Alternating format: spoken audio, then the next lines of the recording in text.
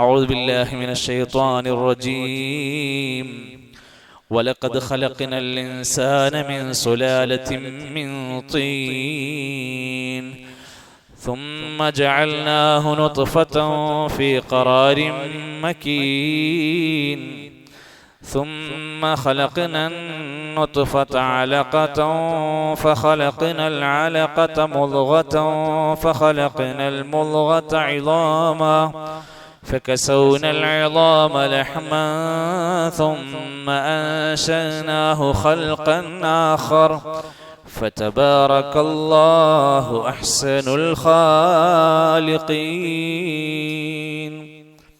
സൂറത്തു അൽ മുഅ്മിനൂൻ അതിൻ്റെ ആദ്യത്തെ 11 ആയത്തുകളാണ് കഴിഞ്ഞ അവസരങ്ങൾ വരെ നമ്മൾ പഠിച്ചത്. വിശ്വാസികളുടെ ഗുണങ്ങളും അവർ മനസ്സിലാക്കിയിട്ടുള്ള അല്ലെങ്കിൽ അവർ മനസ്സിലാക്കേണ്ടുന്ന യഥാർത്ഥ സ്വർഗാവകാശികളായി മാറുന്ന യരിസൂനൽ ഫിർദൗസ്, അവർ ഫിർദൗസിന്റെ വക്താക്കളായി മാറുന്നവർ ആകാനുള്ള കാരണങ്ങൾ പറയണ്ടായി. അക്കൂട്ടത്തിൽ അവസാനം പറഞ്ഞത് വല്ലദീനഹും അലാ സ്വലാത്തിഹിം യുഹാഫിളൂൻ, അവർ അവരുടെ നമസ്കാരത്തിൽ ഹിഫ്ളുള്ളവരാണ്, സൂക്ഷിക്കുന്നവരാണ്, ശ്രദ്ധിക്കുന്നവരാണ്, വീഴ്ച വരുത്താതെ അതിനെ കൈകാര്യം ചെയ്യുന്നവരാണ് എന്ന് പറയണ്ടായി. പിന്നെയാണ് പറഞ്ഞത് ഉലൈക ഹുമുൽ വാരിസൂൻ, അവരാണ് അനന്തരാവകാശികൾ, അവരാണ് സ്വർഗം ഫിർദൗസ് നേടിയെടുക്കുന്ന ആ മഹത്തായ വലിയ പ്രതിഫലത്തിന്റെ ഉടമകൾ, അവരാണ് എന്ന് ഓർമ്മപ്പെടുത്തണ്ടായി. കൂട്ടത്തിൽ നിങ്ങളുടെ പുസ്തകത്തിന്റെ 49-ാമത്തെ പേജിൽ നമസ്കാരവുമായി ബന്ധപ്പെട്ട് നമ്മളും നമ്മുടെ കുട്ടികളും നമസ്കാരം നിലനിർത്തുന്നവരായി മാറാൻ വേണ്ടി ഒരു പ്രാർത്ഥന പറയുന്നുണ്ട്. അതൊന്ന് ശ്രദ്ധിക്കുക. 49-ാമത്തെ പേജിൽ, ഈ പുസ്തകം കിട്ടിയ ആൾക്കാരുടെ 49-ാമത്തെ പേജിലാണ്.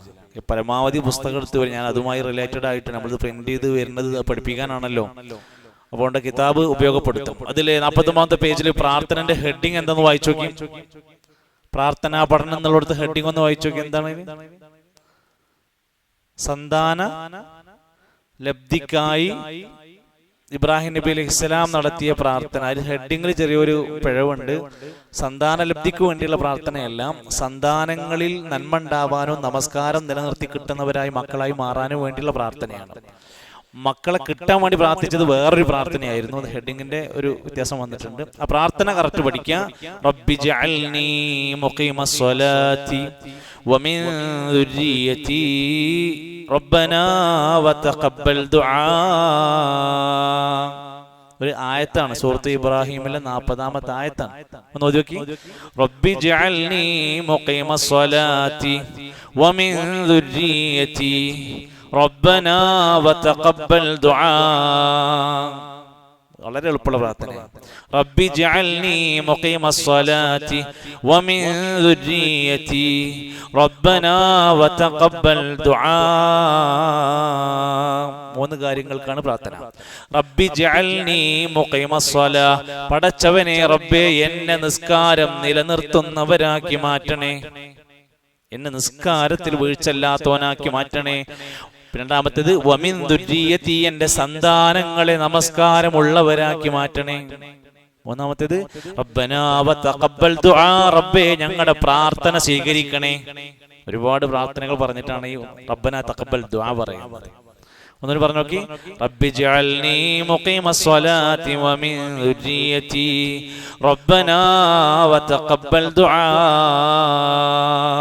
അപ്പൊ ഇബ്രാഹിം നബി അലൈഹി ഇസ്ലാമിന്റെ പ്രാർത്ഥന മക്കള് നന്നായി കിട്ടാൻ, അവര് നമസ്കാരത്തോട് ഇഷ്ടമുള്ളവരായി മാറാൻ, അവര് അള്ളാഹുവിന്റെ ദീനിനോട് സ്നേഹമുള്ളവരായി മാറാൻ വേണ്ടിയുള്ള ഒരു ദുആയായിട്ടാണ് ഇത് കൊടുത്തിരിക്കുന്നത്. അത് പഠിക്കുക, നമ്മുടെ പരമാവധി പ്രാർത്ഥനകളിൽ നന്നായിട്ട് ഉപയോഗപ്പെടുത്തുക. 50-ാമത്തെ പേജിൽ ഇതുവരെ നമ്മൾ എടുത്ത ക്ലാസ്സുകളുടെ ആദ്യത്തെ കുറച്ച് ഭാഗത്ത് ചില ചോദ്യങ്ങൾ കൊടുത്തിട്ടുണ്ട്. ഉത്തരങ്ങൾ നിങ്ങൾക്ക് കിട്ടുമെങ്കിൽ നിങ്ങൾക്ക് മാർക്ക് ചെയ്യാം. ഒന്നാമത്തേത് കഴിഞ്ഞ ക്ലാസ്സിൽ നമ്മൾ പറഞ്ഞതാണ്, കരാറ് തീരുന്നതിന്റെ മുമ്പ് റോമക്കാരോട് യുദ്ധം ചെയ്യാൻ വേണ്ടി പുറപ്പെട്ട മുആവിയ റളിയല്ലാഹു അൻഹുവിനോട് വന്നിട്ട് ഒരാള്, നിങ്ങളിപ്പോ യുദ്ധം ചെയ്യാൻ പറ്റൂല, നമ്മൾ ഇവരോട് കരാറ് തീർന്നിട്ടില്ല, നിങ്ങൾ തിരിച്ചു പോകണം എന്ന് പറഞ്ഞ സ്വഹാബി ആരായിരുന്നു എന്നാണ്. കഴിഞ്ഞ അമാനത്തൊക്കെ പറഞ്ഞ സമയത്ത് പറഞ്ഞ വാക്കാണ്. ഓർമ്മയില്ല? ആർക്കെങ്കിലും ഓർമ്മ ഉണ്ടോ? ഹിഫ്ളുണ്ടോ? ഇല്ല. അംറുബിനു അബസയാണ്. അംറുബിനു അബസ. അപ്പുറത്തെ പേജിൽ വേണമെങ്കിൽ അതിന്റെ ഉത്തരം എഴുതിയൊക്കെ പുസ്തകമുള്ള ആൾക്കാർക്ക് പേനൊക്കെ ഉണ്ടെങ്കിൽ രണ്ടാമത്തേത് ഹുദൈഫത്തുൽ യമാൻ റളിയല്ലാഹു അൻഹുവിന്റെ വാപ്പാന്റെ പേര്. ഹുദൈഫത്തുൽ യമാൻ പിന്നെ യുദ്ധത്തിന് പോകണം, ബദർ യുദ്ധത്തിന് പോകാൻ വേണ്ടി നിൽക്കുമ്പോൾ പിന്നെ ഞങ്ങൾ നബിനോട് വന്ന് ചോദിക്കുന്നുണ്ട്, ഞങ്ങൾക്ക് പോരണം എന്നുണ്ട്, പക്ഷേ ഞങ്ങളൊരു കരാർ അപ്പുറത്ത് അന്ന് വരുന്ന സമയത്ത് ചെയ്തിട്ടാ പോന്നത് എന്നൊക്കെ ചോദിച്ചല്ലോ. അദ്ദേഹത്തിന്റെ വാപ്പാന്റെ പേര് അവിടെ പറയുന്നുണ്ടായിരുന്നു. ഞാനും എന്റെ വാപ്പ ഇന്ന ആളെന്ന് പറയുന്നു, ഓർമ്മയിലില്ല, നിങ്ങളെ ബുക്കിൽ മറിച്ച് നോക്കിയാൽ മതി. ജുസൈൽ എന്നാണ് പേര്. ശരിക്കും പേര് ജുസൈൽ ബിൻ ജാബിർ എന്ന പേരിലാണ് അദ്ദേഹം അറിയപ്പെടുന്നത്, ജുസൈൽ ബിൻ ജാബിർ. പിന്നെ ഉള്ളത്, നിങ്ങളുമായി ഞങ്ങൾ ഒരിക്കലും യുദ്ധം ചെയ്യില്ല എന്ന് ഖുറൈശികളോട് കരാർ ചെയ്ത ഒറ്റ കാരണം കൊണ്ട് ബദർ യുദ്ധത്തിൽ പങ്കെടുക്കാൻ കഴിയാതിരുന്ന സ്വഹാബി. ആ ഭാഗത്ത് വന്ന ചോദ്യങ്ങളാണ്. ഹുദൈഫത്ത് ബിനുൽ യമാൻ, അദ്ദേഹത്തിന്റെ വാപ്പാന്റെ പേരപ്പം നേരത്തെ ചോദിച്ചത്. ഹുദൈഫത്ത് ബിനുൽ യമാൻ എന്നാണ് അദ്ദേഹത്തിന്റെ പേര് അറിയപ്പെടുന്നത് കേട്ടോ. അടുത്ത എല്ലാവർക്കും ഉത്തരം പറയാൻ പറ്റും, ക്ലാസ് കേട്ടവനക്കും അല്ലാത്തവർക്കും ഉത്തരം പറയാൻ പറ്റും. വാക്ക് പാലനത്തോട് തികഞ്ഞ വിരക്തി കാണിക്കുന്നവർ ആരാണ്? വാക്ക് പറഞ്ഞാൽ പാലിക്കൂല എന്നുള്ള സ്വഭാവം ഉള്ളത് ആർക്കാണ്? മുനാഫിഖൂൻ. മുനാഫിഖീങ്ങൾക്കുള്ള 4 സ്വഭാവങ്ങൾ വിശദീകരിച്ചതിൽ പറഞ്ഞ വാക്കുണ്ടല്ലോ. അപ്പൊ അതാണ് അവിടെ ചോദ്യമായിട്ട് വന്നിരിക്കുന്നത്. അഞ്ചാമത്തേത് കപടവിശ്വാസികളുടെ ലക്ഷണങ്ങൾ ഏതൊക്കെയാണ്? അതൊക്കെ അവിടെ ഉണ്ട്, വായിക്കുക. അമാനത്ത് എന്ന വാക്കിന്റെ അർത്ഥം എന്താണ്? വല്ലദീനഹും ലി അമാനാതിഹിം. അമാനത്ത് എന്നുള്ള വാക്കിന്റെ അർത്ഥം എന്താണ്? ഉത്തരവാദിത്വം. ഒരാൾ പറഞ്ഞു, ഇനി വേണമെങ്കിൽ പറയാം സൂക്ഷിപ്പ് മുതൽ എന്നുള്ളതിനൊക്കെ അമാനത്ത് പറയാറുണ്ട്. ഉത്തരവാദിത്വം, ചുമതല എന്നൊക്കെ രൂപത്തിലൊക്കെ അമാനത്ത് പറയാറുണ്ട്. അമാനത്തുകളെ എത്രയായി വിഭജിച്ചിട്ടുണ്ട് ഉലമാക്കന്മാർ? കഴിഞ്ഞ ക്ലാസ്സിൽ ഞാൻ തുടക്കത്തിൽ അതാ പറഞ്ഞെന്ന് എനിക്ക് തോന്നുന്നു. അമാനത്ത് മൊത്തത്തിൽ എത്രയാക്കി തിരിച്ചിട്ടുണ്ട്? 3 ആക്കി തിരിച്ചിട്ടുണ്ട് എന്ന് പറഞ്ഞിട്ട്, ഒന്നാമത്തേത് അള്ളാഹുമായുള്ള അമാനത്ത്, 2 സൃഷ്ടികളുമായി നമുക്കുള്ള അമാനത്ത്, 3 നമുക്ക് നമ്മളോടുള്ള അമാനത്ത് എന്ന് പറഞ്ഞിട്ട് 3 ആക്കി തിരിച്ചു പറഞ്ഞിരുന്നു. പിന്നെ ഇബ്നു കസീർ തങ്ങളുടെ അമാനത്ത് തഫ്സീറിൽപ്പെട്ട കാര്യങ്ങൾ വിശദീകരിച്ച ഭാഗമാണ്. പിന്നെ ആകാശവും ഭൂമിയും പർവ്വതങ്ങളും അമാനത്ത് ഏറ്റെടുക്കാൻ വിസമ്മതിച്ചു എന്ന് ആശയം വരുന്ന വചനം ഏത് സൂറത്തിലാണ് എന്ന കൊടുത്തത്. ഏത് സൂറത്തിലാണ് അങ്ങനെ ആകാശം ഭൂമി അമാനത്ത് ഏറ്റെടുക്കൂല എന്ന് പറഞ്ഞ ആ സംഭവം വന്ന ആയത്ത് ഏതാണ്? 33-ാമത്തെ സൂറത്തിലാണ്, 72-ാമത്തെ ആയത്താണ് കേട്ടോ. രഹസ്യം അമാനത്തിൽപ്പെട്ടതല്ല എന്നത് ശരിയാണോ തെറ്റാണോ? രഹസ്യം സൂക്ഷിക്കുക എന്നത് അമാനത്തിൽപ്പെട്ട കാര്യമല്ല. അത് ശരിയാണോ തെറ്റാണോ? ശരി, തെറ്റാണ് അല്ലെ? രഹസ്യത്തിൽപ്പെട്ടതാണ് പറഞ്ഞല്ലേ. യമനിലേക്ക് പ്രബോധനത്തിന് പറഞ്ഞയക്കപ്പെട്ട സ്വഹാബി ഇടക്കിടക്ക് കേൾക്കുന്ന ഹദീസാണ്. യമനിലേക്ക് ഇന്ന ആളെ പറഞ്ഞയച്ചു. മുആദ്, അതേ മുആവിയ, മുആദ് ബിൻ ജബൽ, മുആദ് ബിൻ ജബൽ റളിയല്ലാഹു അൻഹു. നിസ്കാരം ഒഴിവാക്കിയവൻ അവിശ്വാസിയായി ഫഖദ് കഫറ എന്ന ഹദീസ് ഉദ്ധരിച്ച സ്വഹാബി ആരാണ്? അത് ഇമാം തുർമുദിന്റെ ഹദീസ് ഗ്രന്ഥത്തിലാണ് വന്നിരിക്കുന്നത്. ബുറൈദ റളിയല്ലാഹു അൻഹു ആണ്. ബുറൈദ, സൗദിയിലുള്ള ഒരു സ്ഥലത്തിന് ബുറൈദ എന്നൊരു പേരൊക്കെ ഉണ്ട്. ആ പേരാണ് ബുറൈദ എന്ന് പറയുന്ന സ്വഹാബിയാണ് ആ ഹദീസ് ഉദ്ധരിച്ചിട്ടുള്ളത്. അപ്പൊ നിങ്ങളുടെ പുസ്തകത്തിൽ തന്നെ ആവശ്യത്തിനുള്ള കാര്യങ്ങളൊക്കെ അവിടെ കൊടുത്തിട്ടുണ്ട്. ചോദ്യങ്ങളും അതുപോലെ തന്നെ ഉത്തരം കണ്ടെത്താനുള്ള മാർഗ്ഗമൊക്കെ ഉണ്ട്. പരീക്ഷയ്ക്ക് പഠിക്കാനൊക്കെയുള്ള എല്ലാ സൗകര്യവും പുതിയ ഗൈഡിൽ വന്നിട്ടുണ്ട്. ഇനി അടുത്തത് 52-ാമത്തെ പേജിൽ ഒരു ഹദീസ് പറയുന്നുണ്ട്. അത് ഹദീസ് നമ്മളെ പാഠത്തിലേക്ക് പഠിക്കാൻ അത്യാവശ്യമായി വേണ്ട സംഭവം. അൻ അബി അബ്ദുറഹ്മാൻ അബ്ദുല്ലാഹി ബിൻ മസ്ഊദ് റളിയല്ലാഹു അൻഹു ഖാൽ, സ്വഹാബി വര്യന്മാരിൽപ്പെട്ട Abdurrahman bin Abdullah bin Masud റളിയല്ലാഹു അൻഹു ഉദ്ധരിക്കുന്ന ഹദീസിൽ നബി സല്ലല്ലാഹു അലൈഹി വസല്ലം ഞങ്ങളോട് പറഞ്ഞു, ഒരു മകൻ, ഒരു കുഞ്ഞ് ഉമ്മാന്റെ വയറിനകത്ത് 40 ദിവസം എത്തിക്കഴിഞ്ഞാൽ നുത്ഫത്തൻ, അവിടെ ഒരു ഇന്ദ്രിയത്തുള്ളിയായി അവൻ അവിടെ ഉണ്ടല്ലോ, അത് 40 ദിവസത്തോളം നീങ്ങിക്കഴിഞ്ഞാൽ സുമ്മ യകൂനു അലഖതൻ മിസ്ല ദാലിക്, പിന്നെ അതൊരു ഭ്രൂണമായി മാറാൻ തുടങ്ങും. സുമ്മ യകൂനു മുദ്ഗതൻ, പിന്നീട് അതൊരു മാംസപിണ്ഡമായി മാറും. അങ്ങനെ സുമ്മ യുർസലു ഇലൈഹിൽ മലകു ഫയുൻഫഖു ഫീഹി റൂഹ്, പിന്നീട് 4-ാം മാസത്തിൽ അവൻക്ക് ജീവൻ ഊതപ്പെടും. കുഞ്ഞിന് ജീവൻ ഊതപ്പെടുന്നത് 4-ാം മാസത്തിലാണ്. വയുഅ്മറു ബി അർബഇ കലിമാത്തിൻ, ആ 4-ാം മാസത്തിൽ 4 കാര്യങ്ങൾ തീരുമാനിക്കപ്പെടും. നമ്മൾ ഒരു കുട്ടി ഗർഭപാത്രത്തിൽ ഇരിക്കുമ്പോൾ 4 കാര്യങ്ങൾ തീരുമാനിക്കപ്പെടും. അവന്റെ റിസ്ക് തീരുമാനിക്കപ്പെടും. ഇവൻക്ക് എന്തൊക്കെ റിസ്ക് പടച്ചോൻ തീരുമാനിച്ചതിന് രേഖപ്പെടുത്തപ്പെട്ടിട്ടുണ്ടെന്ന 4-ാം മാസം തീരുമാനാക്കിയിട്ടുണ്ട്. അത് ഞമ്മക്കാർക്കും പറഞ്ഞു തന്നിട്ടൊന്നുമില്ല. നമ്മളോട് എന്താ പറഞ്ഞിരിക്കുന്നത്? റിസ്ക് അന്വേഷിക്കാനാ പറഞ്ഞിരിക്കുന്നത്. ഇവൻ എത്ര കൊല്ലം ജീവിക്കും, എത്ര ആയുസ് ഉണ്ടാകും എന്നുള്ളത് 4-ാം മാസം തീരുമാനാക്കിയിട്ടുണ്ട്. അത് ആർക്കും പിന്നെ ഗൈബിയായ ആ കാര്യം ആർക്കും പറഞ്ഞു കൊടുക്കൊന്നുമില്ല. അള്ളാന്റെ അടുത്ത് കിതാബിലുണ്ട്. അത് സമയമായ തീരും. വഅമലിഹി, ഇവൻ എന്തൊക്കെ പ്രവർത്തിക്കുമെന്ന കാര്യം 4-ാം മാസം തീരുമാനമാവും. 4 വശഖിയ്യുൻ അം സഈദുൻ, ഇയാൾ സ്വർഗം കിട്ടുന്ന സൗഭാഗ്യവാനാകുമോ, ഇയാൾ നരകം കിട്ടുന്ന ദൗർഭാഗ്യവാനാകുമോ എന്നുള്ളത് അവിടെ തീരുമാനമാകും. ഏതൊക്കെ 4 കാര്യം? 1 റിസ്ക് തീരുമാനമാകും. 2 അജൽ, അവന്റെ ആയുസ് അവധി എത്ര മാസം എത്ര കൊല്ലം കിട്ടും എന്നുള്ളത് തീരുമാനമാവും. പിന്നെ അമൽ, അവൻ എന്തൊക്കെയാണ് ദുനിയാവിൽ പ്രവർത്തിക്കാൻ പോണെന്നുള്ളത് തീരുമാനമാവും. 4 സഈദാണോ ശഖിയാണോ, സൗഭാഗ്യവാനാണോ ആള് ദൗർഭാഗ്യവാനാണോ എന്ന് തീരുമാനിക്കപ്പെടും. എന്നിട്ട് ഹദീസ് പറയാനേ, ഫവല്ലാഹില്ലദീ ലാ ഇലാഹ ഗൈറു ഇന്ന അഹദകും ലയഅമലു ബിഅഅമലി അഹ്ലിൽ ജന്ന ഹത്താ മാ യകൂനു ബൈനഹു വബൈനഹാ ഇല്ലാ ദിറാഉൻ ഫയസ്ബിഖു അലൈഹിൽ കിതാബ് ഫയഅമലു ബിഅമലി അഹ്ലിൻ നാർ ഫയദ്ഖുലുഹാ. അപ്പോൾ എന്നിട്ട് മനുഷ്യന്മാരുടെ ഓരോരുത്തരുടെയും അതിന്റെ ഭാഗം വിശദീകരിക്കുകയാണ്. അങ്ങനെ ഒരു മനുഷ്യൻ, അല്ലാഹുവാണേ സത്യം, അല്ലാഹുവല്ലാതെ ഒരു ആരാധ്യനില്ല, നിങ്ങളിൽ ഒരാൾ സ്വർഗാവകാശിയുടെ പ്രവർത്തനങ്ങളൊക്കെ ചെയ്യും. അങ്ങനെ അവനും സ്വർഗത്തിനും ഇടയ്ക്ക് 1 മുഴമേ അകലമുള്ളൂ എന്ന അവസ്ഥ വരും. അപ്പോൾ വിധി അവനെ മുൻകടക്കും. അവൻ നരകാവകാശികളുടെ കർമ്മങ്ങൾ അനുഷ്ഠിക്കും. അങ്ങനെ അതിൽ പ്രവേശിക്കുകയും ചെയ്യും. അപ്പൊ ചില മനുഷ്യന്മാര് നരകത്തിലെത്തേണ്ടുന്ന ചില മനുഷ്യന്മാരുടെ അവർ ദുനിയാവിൽ കുറേ നല്ല കാര്യങ്ങളൊക്കെ ചെയ്യുണ്ടാവും. പക്ഷേ അവന്റെ തീരുമാനം അവനെ നരകത്തിലെത്തിക്കാനാണെങ്കിൽ അവൻ അവിടെ തന്നെ എത്തും. അതിനുള്ള പണികൾ അവിടെ നടക്കും. അപ്പൊ ഇവിടെ നമ്മൾ പഠിച്ചു വെക്കേണ്ട ഒരു തീരുമാനമാണ്, അല്ലെങ്കിൽ ബോധമാണ്. ഒരു മനുഷ്യന്റെ കുഞ്ഞാകുമ്പോൾ കാര്യങ്ങൾ പുറത്തിറങ്ങണതിന്റെ മുമ്പ് അല്ലാഹു തആല കുറച്ച് കാര്യങ്ങൾ തീരുമാനിച്ചാണ് പുറത്തേക്ക് പോകുന്നത്. അതാണ് ഇതൊരു പരീക്ഷണ ലോകാണെന്ന് പറയുന്നത്. പിന്നെ നമ്മൾ എന്ത് ചെയ്യാണ്? നമ്മൾ ഹൈറിന് വേണ്ടി അല്ലാഹു തആല നമുക്ക് തന്ന അവസരങ്ങളെല്ലാം ആ സ്വർഗത്തിന് വേണ്ടി ലക്ഷ്യമാക്കി പ്രവർത്തിക്കുക. അല്ലദീ ഖലഖൽ മൗത വൽ ഹയാത ലിയബ്ലുവകും അയ്യുക്കും അഹ്സനു അമല. ഏറ്റവും നന്നായിട്ട് ആരാ അവിടെ പ്രവർത്തിക്കുക എന്നുള്ളത് ഇങ്ങനെയൊക്കെ നോക്കാൻ തന്നെയാണ് ഈ പരീക്ഷണം നൽകിയിരിക്കുന്നത്. അല്ലാഹു സുബ്ഹാനഹു വ തആല നമ്മുടെ ജീവിതത്തിന്റെ അവസാനം ആത്യന്തികമായി പരലോകത്ത് സ്വർഗത്തിന്റെ അഹ്ലുകാരായി മാറാനുള്ള തൗഫീഖ് അല്ലാഹു നമുക്കെല്ലാം പ്രദാനം ചെയ്യുമാറാകട്ടെ. വിശുദ്ധ ഖുർആൻ സൂറത്തു അൽ മുഅ്മിനൂൻ അതിന്റെ 12-ാമത്തെയും 13-ാമത്തെയും 14-ാമത്തെ ആയത്താണ് നമ്മൾ ഇന്ന് ഓതി പഠിക്കുന്നത്. ആദ്യം 12-ാമത്തെ ആയത്തൊന്ന് എല്ലാവരും ഓദിക്കും.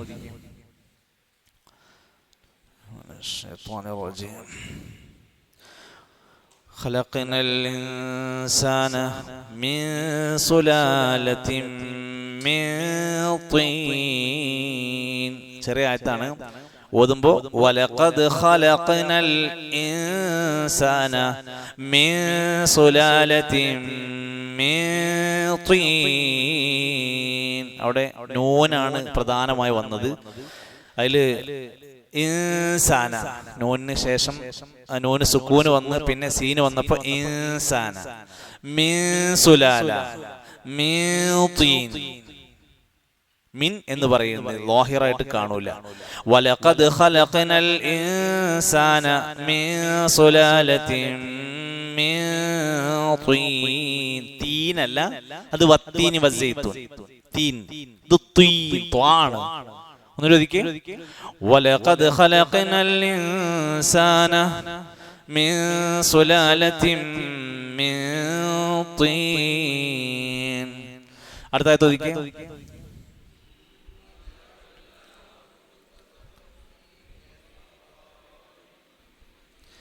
ثم جعلناه نطفة. നുത്ഫ എന്ന് പറയുന്നത് നുത്ഫ.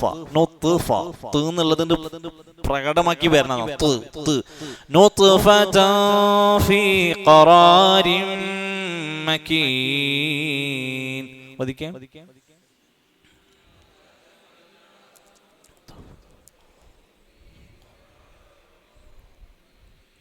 ഖറാറിൻ, ഖറാരിൻ, റാക്ക് കെസ്ർ വരുമ്പോ ഖറാരി, രീയുടെ ശബ്ദം വരും. പിന്നെ അടുത്ത അക്ഷരം മീമാണ്, അപ്പൊ തൻവീനെ മീമിലേക്ക് ചേർത്തിട്ട് ഫീ ഖറാരിൻ മകീൻ. ഒന്നുകൂടി ഒതുക്കി.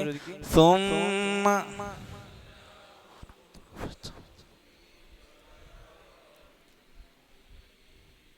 നുത്ഫതൻ ഫീ ഖറാരിൻ മകീൻ.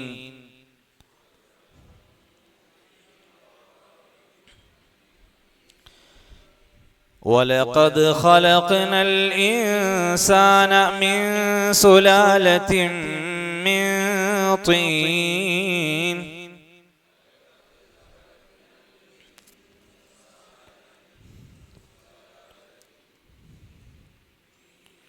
ثُمَّ جَعَلْنَاهُ نُطْفَةً فِي قَرَارٍ مَكِينٍ.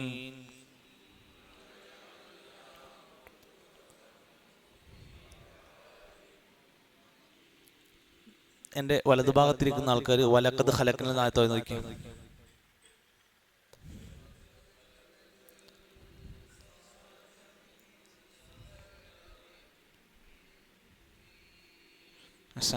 അടുത്ത ആഴ്ച നിങ്ങളൊതുക്കി ഈ ഭാഗത്ത് ഇടതു ഭാഗത്തുള്ളവർ.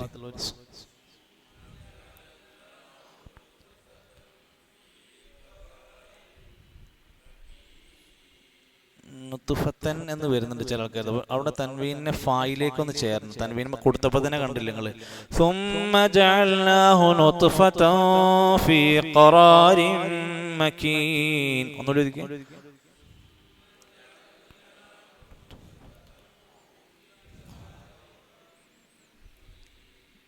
അടുത്തായിട്ട് എല്ലാവരും ഞാൻ ഓതി തരുന്നതിനനുസരിച്ച് ഓതുക. സുമ്മ ഖലഖ്നൻ നുത്ഫത അലഖതൻ ഫഖലഖ്നൽ അലഖ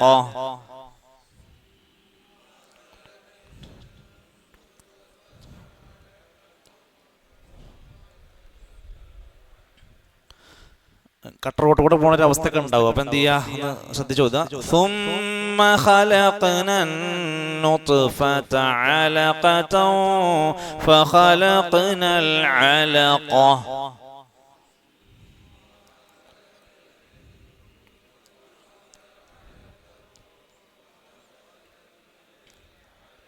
فخلقنا العلقة مضغة فخلقنا المضغة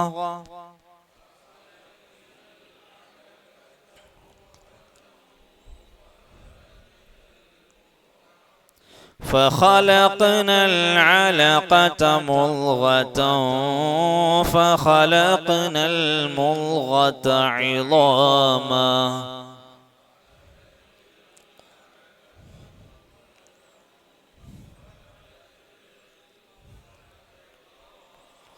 فكسونا العظام لحما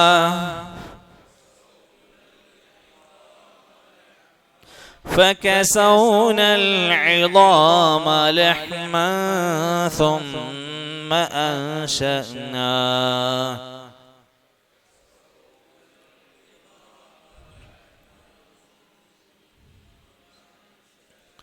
ثم أنشأناه خلقا آخر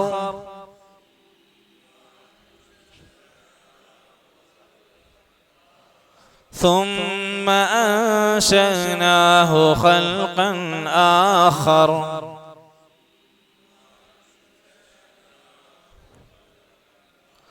فتبارك الله أحسن الخالقين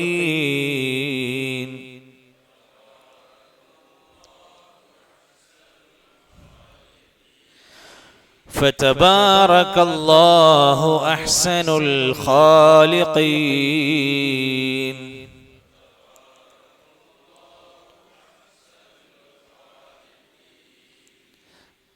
മൂന്നായത്തുകളാണ് നമ്മൾ ഓതി പഠിച്ചത്. സൂറത്തു അൽ മുഅ്മിനൂനിന്റെ 12, 13, 14 ആയത്തുകൾ. ഈ ആയത്തിലൂടെ അല്ലാഹു തആല ഓർമ്മപ്പെടുത്തുന്നത് മനുഷ്യന്റെ സൃഷ്ടിപ്പിന്റെ ബേസിക് ആയ ഒരു ഭാഗമാണ്. നമ്മൾ പലപ്പോഴായി കേട്ട അവസ്ഥ ഇതിന് പല ആയത്തുകളിലും മുമ്പ് വന്നിട്ടുണ്ട്. മനുഷ്യന്റെ സൃഷ്ടിപ്പ് കളിമണ്ണിന്റെ സത്തിൽ നിന്ന് ആരംഭിച്ചു. അത് ആദം നബി അലൈഹിസ്സലാമിന്റെ സൃഷ്ടിപ്പുമായി ബന്ധപ്പെട്ടാണ്. കളിമണ്ണിന്റെ സത്തിൽ നിന്ന് മനുഷ്യനെ സൃഷ്ടിച്ചു. പിന്നീട് ആദമിലൂടെ ഹവ്വയിലൂടെ ലോകത്ത് മനുഷ്യ സൃഷ്ടിപ്പ് ആരംഭിച്ചു, ഇന്ദ്രിയത്തുള്ളിയിലൂടെ. വലഖദ് തീർച്ചയായും ഖലഖനാ നാം സൃഷ്ടിച്ചു അൽ ഇൻസാന മനുഷ്യന്മാരെ. ഇൻസാൻ മനുഷ്യന്മാര്. സൂറത്തുൽ ഇൻസാൻ ഒരു സൂറത്തിന്റെ പേരെന്നെ ഇൻസാനാണ്.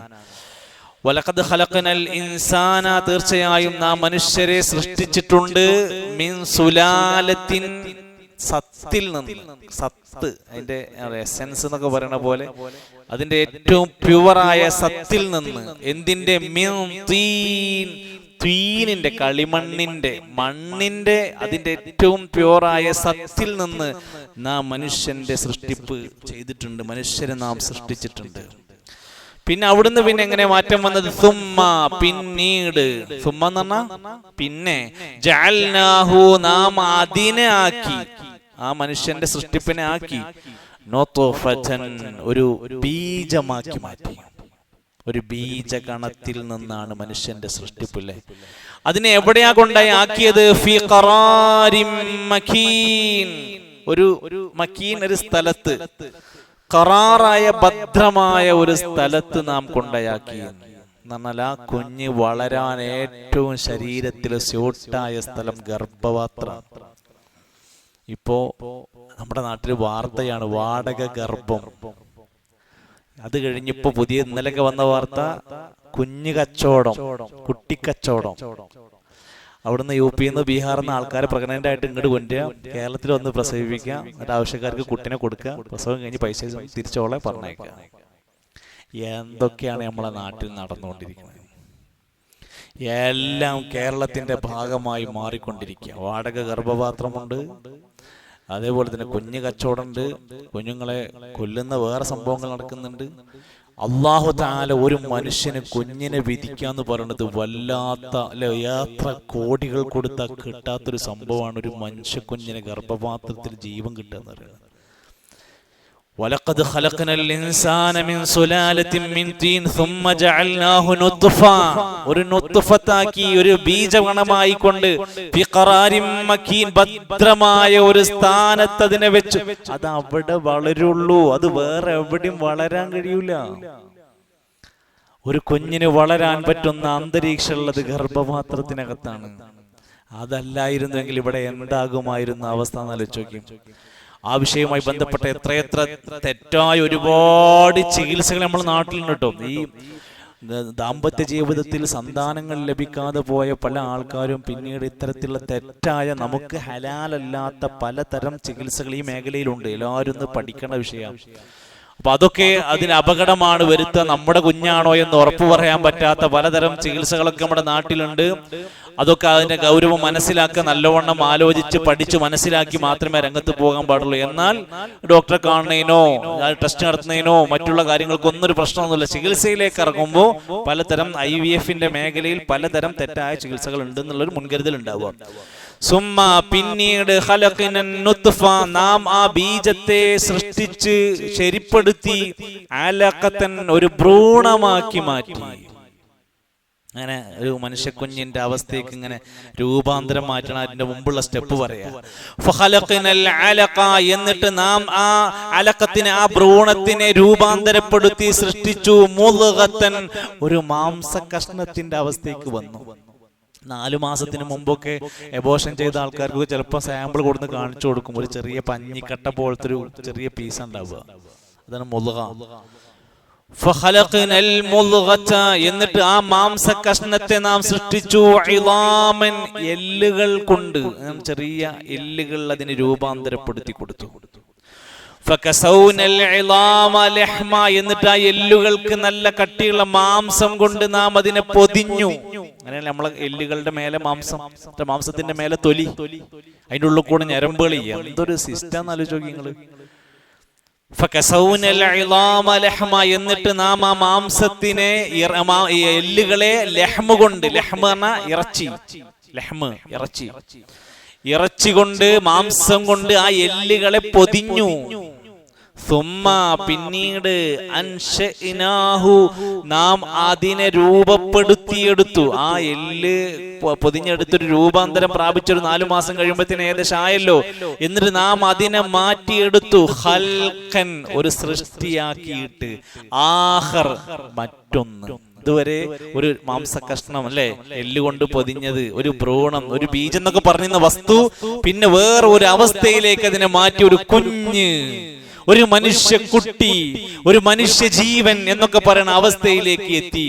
എന്നിട്ട് അല്ലാഹു തആല പറയണ ഈ ഒരു സൃഷ്ടിപ്പ് ഫതബാറകല്ലാഹു അഹ്സനുൽ ഖാലിഖീൻ. അല്ലാഹു അനുഗ്രഹീതനായിരിക്കുന്നു. അഹ്സനുൽ ഖാലിഖീൻ സൃഷ്ടിക്കുന്നവരുടെ കൂട്ടത്തിലെ ഏറ്റവും അഹ്സനായവൻ. ഒരാളുടെ ശരീരത്തിൽ എന്താണോ വേണ്ടത്, എവിടെയാണോ വേണ്ടത്, എത്ര അളവിലാണോ വേണ്ടത്, എന്തൊക്കെയാണ് പടച്ചോൻ ഒരു മനുഷ്യന്റെ സൃഷ്ടിപ്പിൽ കൊടുത്തിരിക്കുന്നത്. ഫതബാറകല്ലാഹു അഹ്സനുൽ ഖാലിഖീൻ സൃഷ്ടിക്കുന്നവരുടെ കൂട്ടത്തിലെ ഏറ്റവും അനുഗ്രഹീതനായ പടച്ച റബ്ബ് എത്ര അനുഗ്രഹീതനായിരിക്കുന്നു. അവൻ അഹ്സനുൽ ഖാലിഖീനാണ്. നമ്മൾ ശരിക്ക് എടുത്ത് പഠിക്കുകയാണെങ്കിൽ മനുഷ്യന്റെ സൃഷ്ടിപ്പ്, അതേപോലെ തന്നെ ജീവജാലങ്ങളുടെ അത്ഭുതങ്ങൾ അള്ളാനെ പരിചയപ്പെടുത്തി കൊടുക്കാനുള്ള ഏറ്റവും നല്ല വഴിയാണ് സൃഷ്ടികളെ ഓരോ വിഷയങ്ങൾ എടുത്ത് പറഞ്ഞു കൊടുത്താൽ മതി. ഓരോ മത്സ്യങ്ങൾ ലക്ഷദ്വീപിൽ പോകുന്ന സമയത്ത് നമ്മൾ ഷിപ്പിൽ കയറിയിട്ട് അടുത്ത ദ്വീപിലേക്ക് പോവാം. അപ്പോൾ കുറച്ചങ്ങോട്ട് ഉള്ളിലേക്ക് പോയി കഴിഞ്ഞാൽ ഫ്ലൈയിങ് ഫിഷുകളെ കാണാൻ സാധിക്കും. നമ്മളെ ബീച്ചുകളിലൊന്നും കാണാത്ത സാധനം. അതായത് അതിന് താഴ്ന്ന് മീൻപിടി, അതിനെ വേട്ടയാടാൻ വേണ്ടി വലിയ മീനുകളൊക്കെ വരുമ്പോൾ മീൻ എന്ത് വെച്ചാൽ നല്ല പറന്ന് പോയിട്ട്, ചെറിയ ചിറകുണ്ടായിരിക്കും, നല്ല ചിറകിൽ ഇങ്ങനെ പറന്ന് പോയിട്ട് കുറേ അപ്പുറത്ത് പോയിട്ട് ചാടും. അവിടെ എന്തെങ്കിലും ശല്യം വന്നാൽ അവിടുന്ന് വീണ്ടും പൊക്കിയിട്ട് പറന്ന് പോയിട്ട് അപ്പുറം ചാടും. ഫ്ലൈയിങ് ഫിഷുകൾ. അപ്പൊ എന്തൊരു അത്ഭുതമാണെന്ന് ആലോചിച്ച് നോക്കിയും. ഒരു കടലിനകത്ത് എന്തെല്ലാം അത്ഭുതങ്ങളാണ്, ഒരു കാടിനുള്ളിൽ കിടക്കുന്ന അത്ഭുത ജീവികൾ എന്തൊക്കെയാണെന്ന് ആലോചിച്ച് നോക്കിയത്. അള്ളാഹുവിന്റെ സൃഷ്ടിപ്പിനെ കുറിച്ച് മാത്രം പറഞ്ഞു കൊടുത്തിട്ട് ചൂണ്ടിക്കാണിച്ചിട്ട് നമുക്ക് പറയും ഈ ഖാലിഖായ അള്ളാഹുവിനെ ആരാധിക്കാൻ. അല്ലാഹു ഖാലിഖു കുല്ലി ഷൈഇൻ, എല്ലാത്തിന്റെയും സൃഷ്ടാവ് പടച്ചവനാണ്. എല്ലാത്തിന്റെയും സൃഷ്ടിപ്പ് പടച്ച റബ്ബിൻ്റെതാണ്. അത് മനസ്സിലാക്കിയിട്ട് നോക്കൂ നിങ്ങൾ, അള്ളാഹുവിന്റെ ഖുർആൻ 19-ാം നൂറ്റാണ്ടില് ഈ ഗവേഷണങ്ങളൊക്കെ നടത്തിക്കൊണ്ടിരിക്കുന്ന ഈ കാലത്തിൽ ഇതൊക്കെ പറയുമ്പോൾ ആൾക്കാർക്ക് മനസ്സിലാക്കേണ്ട സയൻസ് ഒക്കെ പുരോഗതിപ്പെട്ടു, സ്കാനിങ് ഒക്കെ വന്നല്ലോ. ഇതൊന്നുമില്ലാത്തൊരു കാലത്താണ് ഈ ആയത്തിറങ്ങിയിട്ട് മക്കക്കാരോടും മദീനക്കാരോടും പറഞ്ഞു കൊടുക്കുന്നത് ഇങ്ങനെയാണ് മനുഷ്യന്റെ സൃഷ്ടിപ്പ്. അപ്പൊ നബി തങ്ങൾ എവിടുന്ന് അത് കിട്ടുന്നത്? ഈ ഇൽമ എവിടുന്നാ നബിക്ക് കിട്ടുന്നത്? അതാണ് വഹീന്റെ വിശ്വാസത വരുന്നത്. അപ്പോഴാണ് വഹീന്റെ പ്രാധാന്യം വരുന്നത്. ഈ വിഷയവുമായി ബന്ധപ്പെട്ടുകൊണ്ട് 2-3 മതവിധികൾ നമ്മൾ മനസ്സിലാക്കുക. ഒന്ന്, നിങ്ങളുടെ പുസ്തകത്തിലൊക്കെ വന്നിട്ടുണ്ട്, അതിന്റെ ചെറിയൊരു വിശദീകരണം വന്നിട്ടുണ്ട്. ഒരു കുഞ്ഞ് 40 ദിവസം തികയുന്നതിന് മുമ്പാണെങ്കിൽ അതിന് ചിലപ്പോ ചില കാരണങ്ങൾ കൊണ്ട് കുഞ്ഞിന് ജീവനില്ല എന്നോ മറ്റുള്ള പല പ്രശ്നങ്ങൾ കാരണം കൊണ്ട് അബോർഷൻ ചെയ്യേണ്ടി വന്നേക്കാം. അപ്പോ അങ്ങനെ വന്നാൽ പ്രഗ്നന്റ് ആയിട്ട് 40 ദിവസം മുമ്പാണ് ഇത്തരം വിഷയം വരുന്നതെങ്കിൽ ഇസ്ലാമിക ലോകത്ത് പണ്ഡിതന്മാർ പറയാണ്, അങ്ങനെ ചെയ്യേണ്ടി വന്നാൽ 2 വിശ്വസ്തരായ ഡോക്ടർമാരോട് കൃത്യമായി ചോദിച്ചു മനസ്സിലാക്കി ഉറപ്പുവരുത്തിയതിനു ശേഷം മാത്രമേ അവിടെ എബോർഷൻ ചെയ്യാൻ പാടുള്ളൂ. ഒന്ന്. രണ്ടാമത്തേത് 40 ദിവസം കഴിഞ്ഞ്, അല്ലെങ്കിൽ നമ്മൾ പറയാറില്ലേ 40 ദിവസം കഴിഞ്ഞാൽ ഏകദേശം 4 മാസമൊക്കെ ആകുമ്പോൾ രൂപം പ്രാപിക്കും എന്നൊക്കെ പറഞ്ഞില്ല. അപ്പൊ 40 ദിവസം കഴിഞ്ഞ ആത്മാവ് ഊതപ്പെടുന്നതിന് മുമ്പാണെങ്കിൽ അതും ഇതേപോലെ തന്നെ 2 ഡോക്ടർമാർ, 2-2 കൂടുതലോ ഡോക്ടർമാർ സാക്ഷ്യത്തിന് ശേഷം അവർക്ക് ആവശ്യമെങ്കിൽ അങ്ങനത്തെ ഘട്ടങ്ങൾ ഉണ്ടെങ്കിൽ അനുവദനീയമാണ്. ആവശ്യങ്ങൾക്കല്ല, അത്യാവശ്യമാണെങ്കിൽ, വളരെ അത്യാവശ്യത അല്ലാതെ വേറൊരു മാർഗമില്ലാത്ത അവസ്ഥ വരികയാണെങ്കിൽ, അല്ലാതെ ഒരു കുഞ്ഞുണ്ട്, കുട്ടി പാല് കുടിച്ചുകൊണ്ടിരിക്കുന്നുണ്ട്, അപ്പൊ പ്രഗ്നന്റായി, അപ്പൊ ഡോക്ടറിന് അതുകൊണ്ട് കുഴപ്പമൊന്നുമില്ല എന്ന് പറഞ്ഞു, അല്ല എന്നാലും ഞങ്ങൾക്ക് അതിനോട് താല്പര്യമില്ല, അതൊന്നും നടക്കൂല. അതൊന്നും അനുവദനീയമായ മേഖലയല്ല. അങ്ങനെ വളരെ അത്യാവശ്യം വെച്ച് പ്രത്യേകിച്ചും ഉലമാക്കന്മാർ പറയും, ആ പ്രഗ്നൻസി കൊണ്ട് ഇപ്പോഴുള്ള നിലവിലുള്ള കുട്ടിക്കോ അല്ലെങ്കിൽ ആ പ്രഗ്നന്റ് ആയ ഉമ്മാക്കോ മരണം സംഭവിക്കുകയോ ദയനീയാവസ്ഥകൾ എന്തെങ്കിലും കടന്നു വരുന്നൊക്കെ ഉറപ്പുള്ളൊരു ഘട്ടം വരുമ്പോഴൊക്കെയാണ് അതിനെപ്പറ്റി ചിന്തിക്കാൻ തന്നെ പാടുള്ളൂ, പടച്ചോൻ തരുന്ന സന്താനത്തിന്. എന്നാൽ 120 ദിവസം കഴിഞ്ഞ് അഥവാ റൂഹ് ഊതപ്പെട്ട് 4 മാസം കഴിഞ്ഞ് ശേഷമാണെങ്കിലോ അങ്ങനെ അബോർഷൻ ചെയ്യുക എന്നുള്ളത് നിഷിദ്ധവുമാണ്. അപ്പൊ പിന്നെ ഈ കാര്യങ്ങളുടെ ഗൗരവം നമ്മുടെ സമൂഹം അറിയേണ്ടതുണ്ട്. പണ്ട് ജാഹിലിയ കാലത്ത് കൊല്ലുക എന്ന് പറഞ്ഞത് ജനിച്ചതിന് ശേഷമായിരുന്നു. ഇപ്പൊ ടെക്നോളജി ഒക്കെ വർദ്ധിച്ചപ്പോൾ പലരും ഡോക്ടർമാരൊക്കെ വന്നിട്ട് ആ കുഞ്ഞിന് അങ്ങനുണ്ട്, ആ കുട്ടിക്ക് കാലില്ല, ആ കുട്ടിക്ക് കൈയില്ല എന്നൊക്കെ പറഞ്ഞ് പേടിപ്പിക്കുക. കുഞ്ഞ് ജനിച്ചു നോക്കുമ്പോൾ ഒരു കുഴപ്പമില്ല. നമ്മുടെ കണ്ണൂർ ജില്ലയിൽ ഖുതുബ പറഞ്ഞിരുന്ന ഒരു മനുഷ്യൻ, അദ്ദേഹത്തിന്റെ കുഞ്ഞിന് 4-5 മാസം കഴിഞ്ഞപ്പോൾ വിഷയം പറഞ്ഞു, ഡോക്ടർ ഇതിന് ഒഴിവാക്കണം, തലച്ചോറിന് പ്രശ്നമുണ്ട്, കൈയില്ല, കാലില്ല. 4ാമത്തെ കുട്ടിയായിരുന്ന അവരുടെ ഭാര്യയുടെ 4ാമത്തെ കുട്ടി, ഭാര്യ വന്നിട്ട് പറഞ്ഞു, ഞങ്ങൾക്ക് ഒഴിവാക്കാൻ പറ്റില്ല സാറേ, അത് പറ്റൂല, ഞങ്ങൾ മുന്നോട്ട് പോവാണ്. അങ്ങനെ പിന്നെ നിങ്ങൾ എന്താ ചെയ്തോളി. സ്കാനിങ് റിപ്പോർട്ടും എല്ലാം നെഗറ്റീവായി വന്നിട്ടും അവർ പ്രാർത്ഥിച്ച ഖിയാമുൽ ലൈൽ നിസ്കരിച്ച് ഇസ്തിഖാർ നിസ്കരിച്ചിട്ട് തീരുമാനിക്കുകയാണ്, അല്ലാഹ് ഇങ്ങനത്തെ ഒരു കുഞ്ഞിനെ തരണമെങ്കിൽ നമുക്ക് ഏറ്റെടുക്കാമെന്ന് രണ്ടാളും തീരുമാനിച്ചു. പ്രസവം കഴിഞ്ഞു. ആ കുഞ്ഞിനെയും കൊണ്ട് വീട്ടിൽ വന്നവര് സദ്ദാണെന്ന് പറഞ്ഞ കുട്ടി അൽഹംദുലില്ലാഹ് സാധാരണ ഒരു കുട്ടിയല്ലാതെ ഒരു വ്യത്യാസവും ഇല്ല. പ്രാർത്ഥന കൊണ്ട് മാറിയതാവാം, മനുഷ്യന്മാരുടെ തീരുമാനങ്ങൾക്ക് അപ്പുറത്തില്ല പടച്ചോന്റെ തീരുമാനം, എന്തുമാവാം. ഒരു കുട്ടി ഒരു പ്രശ്നവുമില്ലാതെ ഇന്നും മാഷാ അല്ലാഹ് അനുഗ്രഹീതമായി. അപ്പോൾ അങ്ങനെ 2-3 കേസുകൾ നമ്മുടെ അടുത്ത് വരുന്നുണ്ടായി. അവര് ആ പ്രസവത്തിന്റെ ശനിയാഴ്ച പ്രസവിക്കുന്നത്, വെള്ളിയാഴ്ച ദിവസം മിമ്പറിൽ ഖുതുബ നടത്തിയത്, നമുക്കൊരു വൈകല്യമുള്ള കുഞ്ഞ് ജനിച്ചാൽ നാം എന്ത് ചെയ്യണം എന്ന് പറഞ്ഞിട്ട് ഖുതുബ നിർവഹിക്കുകയാണ്. ഖുതുബ കഴിയുമ്പോൾ അദ്ദേഹം ഖുതുബ പറയാനുള്ള കാരണം പറയാണ്, എനിക്ക് എന്നെ തന്നെ പിടിച്ചു കിട്ടാൻ, എനിക്ക് എൻ്റെ മനസ്സിനൊന്ന് കൺട്രോൾ കിട്ടാൻ വേണ്ടിയിട്ടാണ് ഞാൻ ആ വിഷയം പറഞ്ഞ് കരഞ്ഞുപോയത് എന്നൊക്കെ പറയുന്നുണ്ട്. അപ്പൊ ഇത് നമ്മളെന്താ അള്ളാഹുവിന്റെ ഒരു തീരുമാനത്തെ ശരിക്കും ഉൾക്കൊള്ളാൻ കഴിയുക, അതേപോലെ തന്നെ നല്ല ആലോചിച്ച് മനസ്സിലാക്കിയിട്ട് മാത്രം ഇത്തരം തീരുമാനങ്ങളെ നമ്മൾ ആലോചിക്കണം. അങ്ങനെ അള്ളാഹുവിന്റെ ആ വിധി ഏത് രൂപത്തിലാണെങ്കിൽ നമ്മൾ അതിനെ ഉൾക്കൊള്ളാൻ കഴിയുക എന്നതാണ് അതിലെ ഒരു മേഖല എന്ന് പറയുന്നത്. കഴിഞ്ഞ ദിവസം നമ്മളെ മദ്രസന്റെ പ്രൊജക്റ്റുമായി ബന്ധപ്പെട്ട് സഹായിച്ചൊരു ഒരു സഹോദരിയുടെ കുടുംബത്തിൽ 34 വയസ്സുള്ള ഒരു ഉമ്മ മരണപ്പെട്ടു. അവർക്ക് 5 മക്കളുണ്ട്. നേരത്തെ കല്യാണം കഴിച്ചവരാ. 5 മക്കളുണ്ട്. ഏറ്റവും ചെറിയ കുട്ടിക്ക് 6 മാസം പ്രായമായിട്ടുള്ളൂ. ഒരു അസുഖം ബാധിച്ച് ഒരാഴ്ചത്തെ ട്രീറ്റ്മെന്റ് ആയപ്പോഴത്തേക്കും ഉമ്മ മരണപ്പെട്ട് പ്രാർത്ഥിക്കാൻ വേണ്ടി പ്രത്യേകം പറഞ്ഞിട്ടുണ്ട്. അള്ളാഹു അവരുടെ മഗ്ഫിറത്തും മർഹമത്തും നൽകിയ ആ ഒരു മയ്യത്തിന് അള്ളാഹു തആല സ്വർഗ്ഗസ്ഥാനം നൽകി അനുഗ്രഹിക്കുമാറാകട്ടെ. അവരുടെ മക്കളെയും അതുപോലെ അവരുടെ കുടുംബത്തിലും പ്രതിഫലവും ക്ഷമയും അത് ഉൾക്കൊള്ളാനുള്ള കരുത്തും അള്ളാഹു പ്രദാനം ചെയ്യുമാറാകട്ടെ. പല സഹോദരങ്ങളും സഹോദരിമാരും അവരുടെയൊക്കെ വിഷമങ്ങളും പ്രയാസങ്ങളും നമ്മളെ സഹായിക്കുമ്പോഴും സാമ്പത്തികമായി നമ്മളെ സപ്പോർട്ട് ചെയ്യുമ്പോഴും അവരുടെ ഉള്ള വിഷമങ്ങൾ പ്രയാസങ്ങളൊക്കെ തുറന്നു പറയുന്നത് നമ്മുടെയൊക്കെ ഉള്ളിൻ്റെ അകത്ത് മനസ്സിനകത്ത് അവർക്കൊക്കെ വേണ്ടിയുള്ള പ്രാർത്ഥനകൾ പ്രതീക്ഷിക്കുന്നുണ്ട്. അള്ളാഹു അവരുടെ പ്രാർത്ഥനകൾ സ്വീകരിക്കുകയും അവരുടെ നന്മകൾക്കെല്ലാം അള്ളാഹു പ്രതിഫലം നൽകുകയും ചെയ്യുമാറാകട്ടെ. നമ്മുടെ പ്രൊജക്റ്റ് ഏകദേശം പകുതി ഭാഗം പൂർത്തിയായി കൊണ്ടിരിക്കുക. ഇതിൻ്റെ ബാക്കി കൂടെ നമുക്ക് ചെയ്യണം. ഒരു 2-3 ആഴ്ച കൂടി നമ്മളെല്ലാവരും നമ്മുടെ പരിചയം, നമ്മുടെ ഫോൺ കോണ്ടാക്ട്, നമ്മുടെ ഗൾഫ് ബന്ധം, എവിടെങ്കിലും ഒരിക്കൽ ജോലി ചെയ്ത കണക്ഷനുള്ള മനുഷ്യന്മാരുണ്ടെങ്കിൽ അവരോട് ചോദിക്കണം. അവരോട് ചോദിച്ചേ നമുക്കിത് ഫണ്ട് കിട്ടുമോ. വേറെ ഒരു നിർവാഹം നമ്മുടെ മുമ്പിൽ ഇല്ല. എല്ലാ ഫീൽഡിലും പ്രയാസങ്ങളുണ്ട്. സാമ്പത്തിക പ്രതിസന്ധിയുണ്ട്, യുദ്ധപ്രശ്നങ്ങളുണ്ട്, എണ്ണ വസ്തുക്കളുടെ വിലക്കയറ്റങ്ങളുണ്ട്, ഈ സീസൺ ആണെച്ചെങ്കിൽ അതങ്ങനെ വന്നുകൊണ്ടിരിക്കുകയാണ്. ഇതൊക്കെ എല്ലാം കഴിഞ്ഞിട്ട് നമുക്ക് ആരോടും ചോദിക്കാൻ കഴിയില്ല. അതുകൊണ്ട് ഇതിൻ്റെ മേഖലയിൽ നമ്മുടെ പണികൾ നമ്മൾ ഓരോരുത്തരും ഏറ്റെടുത്ത ഭാഗം കൃത്യമായിട്ട് അതിൽ അടയാളപ്പെടുത്തലുകൾ ഉണ്ടാവണം. അള്ളാഹു നമ്മുടെ പ്രവർത്തനങ്ങൾ എളുപ്പമാക്കി തരുമാറാകട്ടെ. റബ്ബ് നമ്മിൽ നിന്ന് സ്വീകരിക്കുമാറാകട്ടെ. ഇൻഷാ അല്ലാഹ് വിദ്യാർത്ഥിനികളുടെ സമ്മേളനം 27-ാം തീയതി വരാൻ പോവാണ്. നമ്മുടെ പരിചയത്തിലുള്ള നമ്മുടെ സ്വന്തം കുട്ടികൾ ആദ്യം രജിസ്റ്റർ ചെയ്യുക. പിന്നെ അയൽവാസിനെ, ഉള്ള ഫ്രണ്ട്സിനെ, ഉള്ള ബാക്കിയുള്ളവരൊക്കെ 12 വയസ്സിൻ്റെയും 30 വയസ്സിൻ്റെ ഇടയിലുള്ള മുഴുവൻ പെൺകുട്ടികളെയും ഇവിടുന്ന് വാഹന സൗകര്യം ഏർപ്പാടാക്കി അവിടെ എത്തിക്കാനുള്ള എല്ലാ പ്ലാനുകളും നമ്മൾ ആലോചിക്കണം, ചെയ്തു കൊടുക്കണം. നമ്മുടെ കുട്ടികളെ CR ഇപ്പോഴും ഞായറാഴ്ച നടക്കുന്നുണ്ട്. അവിടെ നിന്ന് പോയി നോക്കണം. നിങ്ങളൊന്ന് പോയി നോക്കണം, എന്താണ് അവിടെ കാണുന്നത്, എന്താണ് നടക്കുന്നത് എന്ന് അന്വേഷിക്കണം. കുട്ടികളൊക്കെ പറഞ്ഞേക്കണം, എത്ര ആൾ വരുന്നുണ്ട് നോക്കണം. വരാത്തവരെ നിങ്ങൾ ഫോൺ നമ്പർ മേടിച്ചിട്ട് നിങ്ങളൊന്ന് വിളിക്കണം. കാരണവന്മാർ വിളിക്കണം, രക്ഷിതാക്കൾ വിളിക്കണം, മറ്റൊരു ആൾക്കാരൊക്കെ. നമുക്ക് നമ്മുടെ നാട്ടിലെ എല്ലാ പുതിയ വളർന്നു വരുന്ന തലമുറയിൽ നമ്മളുമായി അടുപ്പമുണ്ടാക്കാൻ കഴിഞ്ഞില്ലെങ്കിൽ ഈ പള്ളി നമ്മുടെ തലമുറ കഴിഞ്ഞാൽ കൊണ്ടടക്കം ഇവിടെ മനുഷ്യന്മാരുണ്ടാവില്ല.